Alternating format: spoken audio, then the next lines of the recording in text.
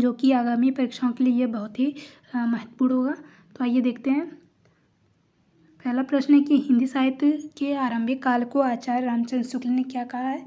तो आदिकाल, चारण काल, वीरगाथा काल या फिर सिद्ध सामंत काल। तो ऑप्शन सी वीरगाथा काल का है। क्या कहा है? रामचंद्र शुक्ल ने क्या कहा है? आदिकाल को वीरगाथा काल नाम दिया है। अगला प्रश्न है कि वीरगाथा काल का कवि कौन सा नहीं है? चंद्रवरदाई, नामदेव, जगनीक या फिर मधुकर। तो वीरगाथा काल के कौन से कवि नहीं है? तो नामदेव जो है वीरगाथा काल के कवि नहीं है। बाकी तीनों चंद्रवरदाई, जगनीक और मधुकर यह वीरगाथा काल के अंतर्गत आते हैं, और जो यह नामदेव हैं यह भक्ति काल के अंतर्गत आते हैं। अगला प्रश्न है कि वीरगाथा काल के सर्वश्रेष्ठ कवि कौन माने जाते हैं? चंद्रवरदाई, जगनीक, दलपति विजय या फिर विद्यापति। तो इसका जो राइट आंसर है, वीरगाथा काल के सर्वश्रेष्ठ कवि हैं जो चंद्रवरदाई हैं। अगला प्रश्न है कि पृथ्वी राजरासो के रचनाकार कौन है? जयदेव, चंद्रवरदाई, जगनीक या फिर विद्यापति। तो इसका राइट आंसर है ऑप्शन बी, चंद्रवरदाई हैं पृथ्वी राजरासो के। अगला प्रश्न है कि कबीरदास की भाषा क्या है? ब्रज, कन्नौजी, सदुक्कड़ी या फिर खड़ी बोली। तो इनकी जो भाषा है वह है ऑप्शन सी, सदुक्कड़ी है। अगला प्रश्न देखते हैं। अगला प्रश्न, कट कटान कपि कुंजर भारी, दहु भुजदंड तमकी महिमारी, डोलत धरने सभापत खसे, चले भाजे भय मारुत ग्रसे। इस पंक्ति के रचयिता कौन है? तुलसीदास, जायसी, नूर मोहम्मद या फिर देव या फिर नूर मोहम्मद। तो इसके जो पंक्ति के रचयिता है वह है गोस्वामी तुलसीदास है। अगला प्रश्न है कि नयन जो देखा कमल सा निर्मल नीर शरीर, हसच जो देखा हंस बा दसन ज्योति नघीर। इस पंक्ति के रचयिता कौन है? तुलसीदास, जयशंकर प्रसाद, जायसी या फिर कबीरदास। तो इसका ऑप्शन क्या है? आंसर ऑप्शन सी है, यानी जायसी, मलिक मोहम्मद जायसी ने यह जो पंक्ति है इसके रचयिता मलिक मोहम्मद जायसी हैं। अगला प्रश्न कि शिवा बावनी की रचनाकार कौन है? पद्माकर, भूषण, केशव, जगनीक। तो शिवा बावनी के रचनाकार भूषण है, और भूषण जो है ये रीतिकाल के कवि माने जाते हैं। अगला प्रश्न है कि नरकी और नलनीर की गतिक एक करी जोय, जे तो नीचे होए चले ते तो ऊंचे होए। तो इस पंक्ति के रचयिता कौन है? तुलसीदास, महावीर प्रसाद द्विवेदी, बिहारी लाल या फिर केशवदास। तो जो इस पंक्ति के रचयिता हैं वो हैं बिहारी लाल। यह भी क्या है? रीति सिद्ध के प्रमुख कवि माने जाते हैं बिहारी लाल। अगला प्रश्न है कि सखी वे मुझसे कहकर जाते, इस पंक्ति के रचयिता कौन है? अज्ञेय, मैथिली शरण गुप्त, हरिओद या फिर जयशंकर प्रसाद। तो ऑप्शन बी, मैथिली शरण गुप्त है। मैथिली शरण गुप्त जो कि राष्ट्रीय कवि भी हैं। अगला प्रश्न है कि हिंदी कविता को छंदों की परिधि से मुक्त कराने वाले कौन हैं? तो वे हैं सुमित्रानंद पंत, जयशंकर प्रसाद, महादेव वर्मा, सूर्यकांत त्रिपाठी निराला। इसका ऑप्शन है ऑप्शन डी, सूर्यकांत त्रिपाठी निराला हिंदी कविता को छंदों की परिधि से मुक्त कराया है, और जो ये निराला एक क्रांतिकारी कवि माने जाते हैं। अगला प्रश्न है कि तितली किसकी रचना है? तो जयशंकर प्रसाद की, रामचंद्र शुक्ल की, श्याम सुंदर दास की या फिर महावीर प्रसाद द्विवेदी की। तो तितली जो है यह जयशंकर प्रसाद की रचना है। अगला प्रश्न है कि अतीत के चलचित्र के रचयिता कौन है? जयशंकर प्रसाद, सूर्यकांत त्रिपाठी निराला, महादेवी वर्मा, सुमित्रानंद पंत। तो अतीत के चलचित्र के रचयिता ऑप्शन सी महादेवी वर्मा है। यह भी छायावाद के प्रमुख आधार स्तंभों में से एक है। अगला प्रश्न देखते हैं कि पल्लव के रचयिता कौन है? पल्लव के रचयिता सुमित्रानंद पंत, निराला, जयशंकर प्रसाद या फिर महादेवी वर्मा। तो पल्लव के जो रचयिता है ये सुमित्रानंद पंत हैं। अगला प्रश्न है कि चिंतामणि के रचयिता कौन है? जयशंकर प्रसाद, महावीर प्रसाद द्विवेदी, रामचंद्र शुक्ल, हरिओद। तो चिंतामणि के रचयिता रामचंद्र शुक्ल हैं, जिन्होंने हिंदी साहित्य का इतिहास भी लिखा है। अगला प्रश्न है कि जन्मेजय का नाग यज्ञ यह किसकी कृति से लिया गया है? तो किसकी कृति है? सेठ गोविंददास, जयशंकर प्रसाद, लक्ष्मी नारायण लाल, गोविंद वल्लभ पंत। तो इसका जो राइट आंसर है वो है ऑप्शन बी, जयशंकर प्रसाद हैं। जन्मेजय का नाग यज्ञ ये कौन सी विधा है? तो ये नाटक विधा है। जन्मेजय का नाग यज्ञ जयशंकर प्रसाद की नाटक है। अगला प्रश्न है कि हम दीवानों की क्या हस्ती, आज यहाँ कल वहाँ चले, मस्ती का आलम साथ चला, हम धूल उड़ाते जहाँ चले। तो इस पंक्ति के रचयिता कौन है? सियाराम शरण गुप्त, भगवती चरण वर्मा, सुभद्रा कुमारी चौहान, रामधारी सिंह दिनकर। तो इसका right answer option B Bhagwati Charan Verma है। अगला प्रश्न है कि निम्नलिखित में सबसे पहले आत्मकथा हिंदी में किसने लिखी? श्याम सुंदर दास ने, सेठ गोविंद दास ने, जवाहरलाल नेहरू ने, राजेंद्र प्रसाद ने। तो सबसे पहले हिंदी में आत्मकथा लिखने वाले हैं वह डॉक्टर राजेंद्र प्रसाद, जो कि राष्ट्रपति भी रह चुके हैं। पहले राष्ट्रपति थे डॉक्टर राजेंद्र प्रसाद, और इन्होंने सबसे पहले हिंदी में आत्मकथा लिखी है। अगला प्रश्न है कि अबला जीवन है तुम्हारी यही कहानी, आंचल में दूध और आंखों में है पानी। इस पंक्ति के यह किस काव्य की से लिया गई जो पंक्ति है? तो कामायनी से, साकेत से, यशोधरा से या फिर आंसू से? तो ये ऑप्शन सी यशोधरा से लिया गया है। और यशोधरा जो यह काव्य है किसकी है? तो मैथिली शरण गुप्त की है। अगला प्रश्न है कि हिमालय के आंगन में उस प्रथम किरणों का दे उपहार, उषा ने हंस अभिवादन किया और पहनाया हीरो का हार। तो यह जो पंक्ति की किसके रचयिता हैं? रामधारी सिंह दिनकर, माखनलाल चतुर्वेदी, जयशंकर प्रसाद या फिर मैथिली शरण गुप्त। तो इसका जो राइट आंसर है वो ऑप्शन सी जयशंकर प्रसाद है। इस पंक्ति के रचयिता जयशंकर प्रसाद है। चलिए अगला प्रश्न देखते हैं। छंद शास्त्र के कितने अक्षरों के समूह को गढ़ कहते हैं? तो कितने समूह को गढ़ कहा जाता है छंद शास्त्र में? तो 3 अक्षर के समूह को छंद शास्त्र का गढ़ कहा जाता है। अगला प्रश्न है कि परमात्मा की छाया आत्मा पड़ने लगती है और आत्मा की छाया परमात्मा में, यही छायावाद है। तो ये जो कथन है ये देने वाले कौन है? तो रामकुमार वर्मा है। अगला प्रश्न है कि दुख मेरे निकट जीवन का ऐसा काव्य है जो सारे संसार को एक सूत्र में बांधे रखने की क्षमता रखता है। ये कथन किसका है? तो यह जो कथन है ये महादेव वर्मा का है। अगला प्रश्न है कि रामविलास शर्मा सबसे पहले कब और किस कवि पर आलोचना लेख लिखा है? तो निराला पर उन्होंने लिखा है 1934 में। सूर्यकांत त्रिपाठी निराला पर सबसे पहले आलोचनात्मक लेख लिखा है रामविलास शर्मा ने, और 1934 में। अगला प्रश्न है राम की शक्ति पूजा और सर्वस्मृति निराला जी की किस ग्रंथ से ली गई है? यानी जो निराला जी का राम शक्ति पूजा है और सर्वस्मृति नामक जो काव्य ग्रंथ है यह किस काव्य ग्रंथ संग्रह में संकलित है? अणिमा, अनामिका, दान या फिर आराधना? तो ये अनामिका नामक काव्य संग्रह में संकलित है राम की शक्ति पूजा और सर्वस्मृति। अगला प्रश्न है कि रीतिकाल में सर्वाधिक ग्रंथ किस ग्रंथ की शैली में लिखे गए? तो रीतिकाल में जो चंद्रालोक ग्रंथ है यह सबसे अधिक शैली में लिखा गया है चंद्रालोक में। अगला प्रश्न है कि हिंदी साहित्य में एकांकी का सम्राट कौन माना जाता है?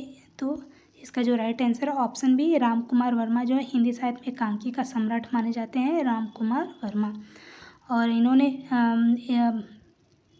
एक घूट नामक जो है एकांकी लिखा है और ये सबसे प्रसिद्ध एकांकी माना जाता है जो कि एकांकी सम्राट बन गए हैं रामकुमार वर्मा। अगला प्रश्न है कि झबरा कुत्ता प्रेमचंद के किस कहानी का पात्र है? तो झबरा कुत्ता जो है पूस की रात, कजाकी, ज्योति या फिर कफन।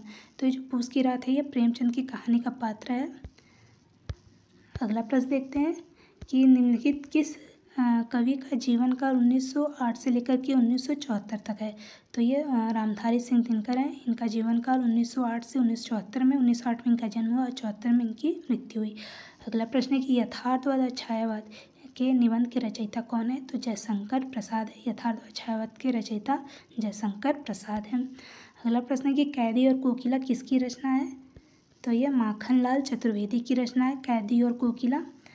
आचार्य चिंतामणि रीतिकाल का प्रवर्तक किसे माना है? तो आचार्य शुक्ल जी को माना है, यानी आचार्य रामचंद्र शुक्ल ने चिंतामणि को रीतिकाल का प्रवर्तक माना है। अगला प्रश्न है दिनकर जी की वह कृति जो भारत चीन के युद्ध को आधार पर रखकर लिखी गई, तो कौन सी वह कृति है? रश्मिरथी, पुनर्रवा, परशुराम की प्रतीक्षा या फिर कुरुक्षेत्र? तो वह है परशुराम की प्रतीक्षा जो भारत चीन के युद्ध के आधारशिला पर रख के लिखी गई है। अगला प्रश्न है कि पंच परमेश्वर कहानी किसकी? उषा प्रेमवदा, राघे राघव, यशपाल, जयनंद कुमार। तो उषा प्रेमवदा नहीं बल्कि राघे राघव होगा। पंच परमेश्वर कहानी राघे राघव का, इसके अलावा प्रेमचंद का भी है। और प्रगतिवाद को युग की वाणी किसने कहा है? तो सुमित्रानंद पंत ने कहा है। प्रगतिवाद को युग की वाणी सुमित्रानंद पंत को माना जाता है। अगला प्रश्न है कि नागार्जुन का जो वास्तविक नाम है वह क्या है? तो वह है वैद्यनाथ मिश्र। नागार्जुन का वास्तविक नाम क्या है? तो वैद्यनाथ मिश्र। तो अभी के लिए इतना ही, और भी महत्वपूर्ण प्रश्नों को हम देखेंगे नेक्स्ट वीडियो में। जय हिंद। पहला प्रश्न है कि प्रेमचंद का हिंदी में मूल रूप से लिखित प्रथम उपन्यास कौन सा है? तो इसमें बताना है कि प्रेमचंद में हिंदी का जो पहला उपन्यास कौन सा है? तो कायाकल्प उपन्यास है, और इसकी जो प्रकाशन वर्ष है ये 1926 में प्रकाशित किया गया था कायाकल्प उपन्यास। दूसरा प्रश्न है कि प्रेमचंद के कर्मभूमि उपन्यास में किन की समस्याओं का चित्रण किया गया है। तो कर्मभूमि उपन्यास में किस समस्याओं को बताया गया, तो हरिजन समस्याओं का चित्रण किया गया है। तीसरा प्रश्न है कि तत्कालीन समाज के वर्जित विषयों पर उपन्यास किसने लिखे हैं। तो तत्कालीन समाज पे लिखे हैं बेचन शर्मा उर्ग और ऋषभ चरण जैन ने। तो दो लोगों ने तत्कालीन समाज के विषयों पर उपन्यास लिखा है, पांडे बेचन शर्मा उग्र और ऋषभ चरण जैन। अगला है कि चौथा प्रश्न है कि सियाराम चरण या शरण गुप्त ने कैसे उपन्यास लिखे हैं। तो इन्होंने गांधी दर्शन पर आधारित मनोवैज्ञानिक सामाजिक उपन्यास लिखे हैं। कैसे उपन्यास लिखे हैं, गांधी दर्शन पे मनोवैज्ञानिक जो सामाजिक उपन्यास है उस पर सियाराम शरण गुप्त ने उपन्यास लिखे हैं। अगला प्रश्न है कि पांचवा, यशपाल का दादा कामरेड उपन्यास कैसा है। तो यशपाल का जो उपन्यास है दादा कामरेड वो किस तरह का है, किसके बारे में चित्रण किया गया, तो पूंजीवाद और गांधीवाद और आतंकवाद विरोध करने वाला यह उपन्यास है दादा कामरेड। अगला प्रश्न है कि HP द्विवेदी यानी हजारी प्रसाद द्विवेदी ने मध्यकालीन समाज की जड़ता पर प्रहार किस उपन्यास में किया है।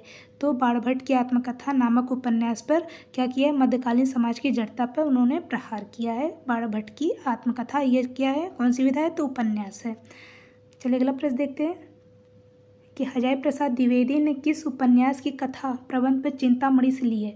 तो जो द्विवेदी जी का जो कथा प्रबंध है वो किस चिंतामणि से ली गई है। तो चारू चंद्र लेख उपन्यास जो कथा प्रबंध है वो चिंतामणि की कथा से लिया गया है। अगला प्रश्न आठवां कि हजारी प्रसाद द्विवेदी ने लोरिक चंदा की लोरिक कथा को मृच्छकटिकम की कथा में किस उपन्यास में जोड़ा गया है। तो यह पुनर्नवा नामक उपन्यास से जोड़ा गया है, जो कि हजारी प्रसाद द्विवेदी का यह उपन्यास है। अगला प्रश्न है कि शिया मुसलमानों की ज़िंदगी पर लिखा गया पहला उपन्यास कौन सा है। तो शिया मुसलमानों पर लिखा गया पहला जो उपन्यास है वो राही मासूम रजा द्वारा लिखा गया है, और जो इसकी जो कृति वो आधा गांव नामक उपन्यास पे यह शिया मुसलमानों की ज़िंदगी पर यह जो आधा गांव नामक उपन्यास है उस पर लिखा गया, और ये किसका है, तो राही मासूम रजा का है। अगला प्रश्न है कि शैलेश मटियानी ने अपने उपन्यास में किसका चित्रण किया है। शैलेश मटियानी ने किसका चित्रण किया है, तो बम्बई की चकाचौंध में पलने वाले कुत्सित जीवन का चित्रण किया है। शैलेश मटियानी ने अपने उपन्यास में बम्बई की चकाचौंध जो हो रहे हैं उसके कुत्सित जीवन का चित्रण किया है।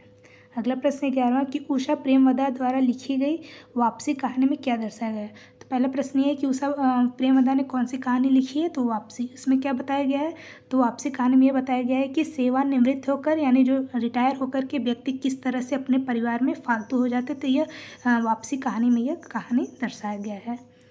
चलिए अगला प्रश्न देखते हैं।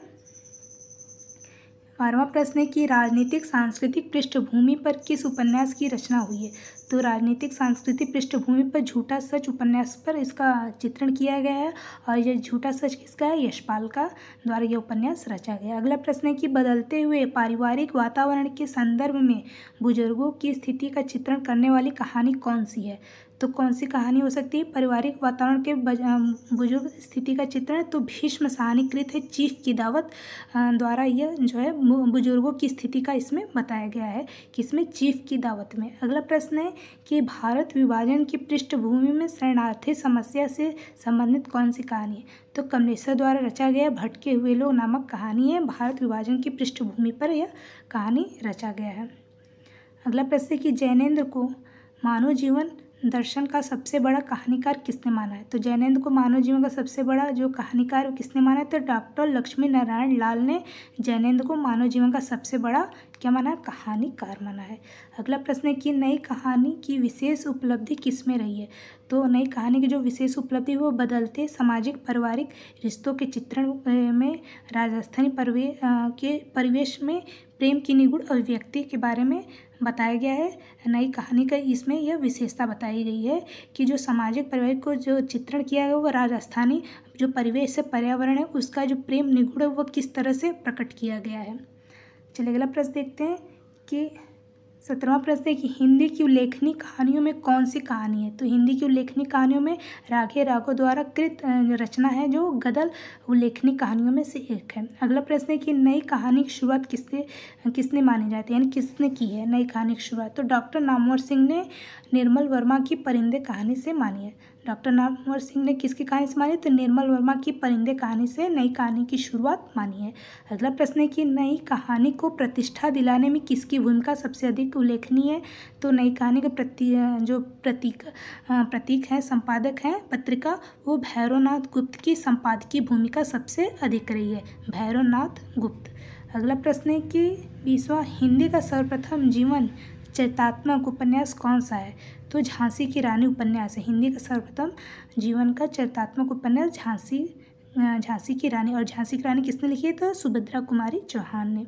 अगला प्रश्न है कि अमृतलाल नागर के उपन्यास बूंद और समुद्र में किस व्यवस्था का चित्रण किया गया है, बूंद और समुद्र में किसका वर्णन किया गया, तो लखनऊ के चौक के रूप में भारतीय समाज के विभिन्न रूपों जैसे रीति नीति, आचार विचार, जीवन दृष्टि, मर्यादाओं टूटती हुई, निर्मित होती हुई व्यवस्थाओं को अनगिनत चित्रण किया गया है।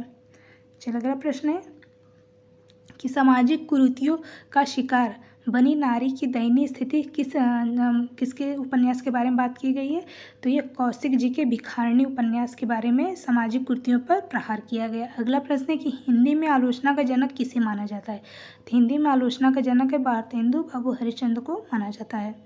अगला प्रश्न है कि आधुनिक हिंदी साहित्य में सबसे पहले आत्मकथा किसने लिखी है, तो आधुनिक हिंदी साहित्य में सबसे पहले आत्मकथा डॉक्टर श्याम सुंदर दास ने लिखी है।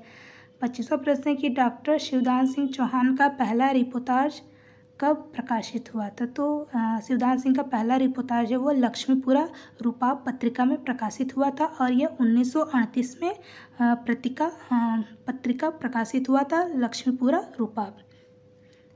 अगला प्रश्न है कि मुंशी प्रेमचंद को कबीर के बाद हिंदी का सबसे बड़ा व्यंग्यकार किसने माना है, तो प्रेमचंद के बाद सबसे बड़ा व्यंग्यकार किसने माना है, तो रामविलास शर्मा ने सबसे बड़ा व्यंग्यकार माना है प्रेमचंद के बाद। अगला प्रश्न है कि फ्लैशबैक की शैली सबसे पहले किस कहानी में प्रयोग की गई है, तो उसने कहा था नामक कहानी में फ्लैशबैक की शैली सबसे पहले प्रयोग की गई है, और उसने कहा था कि जो रचनाकार हैं, लेखक हैं, वो कौन है, तो चंद्रधर शर्मा गुलेरी हैं। अगला प्रश्न है कि 28वां हिंदी में प्रेमचंद की पहली कहानी कौन सी है, तो हिंदी में प्रेमचंद की जो पहली कहानी है वो सौत है। अगला है आधुनिक हिंदी कहानी की जन्मदात्री पत्रिकाएं कौन सी है, तो जन्मदात्री पत्रिकाएं आधुनिक हिंदी में कौन सी है, तो सरस्वती है, सुदर्शन है और इंदु पत्रिका है। अगला प्रश्न है कि हिंदी की पहली वैज्ञानिक कहानी कौन सी है, तो पहली वैज्ञानिक कहानी चंद्रलोक की यात्रा है। तो ये थे आपके कुछ महत्वपूर्ण प्रश्न, और भी प्रश्नों को देखेंगे नेक्स्ट वीडियो में। जय हिंद।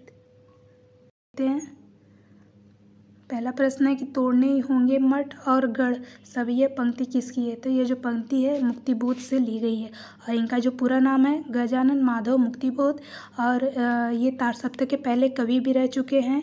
इनकी कृतियाँ अगर देखें तो चांद का मुँह टेढ़ा, काठ का सपना, सतह से उठता आदमी, एक साहित्यिक डायरी, इस तरह की इनकी प्रसिद्ध कृतियाँ। चलिए दूसरा प्रश्न है कि द्रुत झरो जगत के जीर्ण पथ, ये पंक्ति किस रचनाकार की है, तो ये पंक्ति है सुमित्रानंद पंत की। अन्य प्रकृति का सुकुमार कवि भी कहा जाता है। ये छायावाद के प्रमुख स्तंभों में से एक भी माने जाते हैं, और इनको सबसे पहले ज्ञानपीठ पुरस्कार भी मिला था हिंदी क्षेत्र में।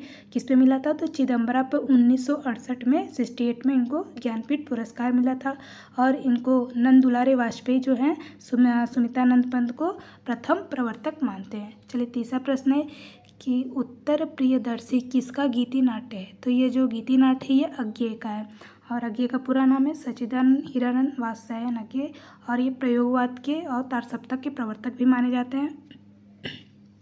चौथा प्रश्न है केशव कहीं न जा का कहिए, देखते सब रचना विचित्र अति समुझे मन मन रहिए, तो ये पंक्ति किसकी है, तो तुलसीदास की, गोस्वामी तुलसीदास की, जो भक्तिकालीन के प्रमुख संतों में से माने जाते हैं। अगला प्रश्न है कि रावरे रूप को रीति अनूप नयो नयो लागत जो निहारिये, ये पंक्ति किसकी है, तो घनानंद की है, और ये घनानंद कौन है, तो रीतिकालीन के रीति मुक्त के प्रमुख कवि माने जाते हैं। अगला प्रश्न है कि प्रसिद्ध हिंदी पत्रिका कल्पना कहाँ से प्रकाशित होती थी, तो यह जो है कल्पना कहाँ से प्रकाशित होती थी, तो हैदराबाद से होती थी। अगला प्रश्न है कि कोमल गांधार नाटक के रचनाकार कौन है, तो कोमल गांधार के नाटक का रचनाकार है शंकर शेष, और जो शंकर शेष है ये कौन है, तो ये हिंदी के साठोत्तरी कवियों में से प्रमुख प्रसिद्ध नाटककार भी रह चुके हैं। इनका एक प्रसिद्ध कृति है, रचना है, वो है एक और द्रोणाचार्य, इसको भी ध्यान रखिएगा। चलिए अगला प्रश्न है कि मुक्ति का रहस्य नाटक किसकी कृति है, तो ये किसकी कृति है, तो लक्ष्मी नारायण मिश्र की यह कृति है, मुक्ति का नाटक रहस्य। अगला प्रश्न है कि हिंदी साहित्य का नया इतिहास के लेखक कौन है? तो बच्चन सिंह है। हिंदी साहित्य के नया इतिहास के लेखक कौन है? तो बच्चन सिंह है।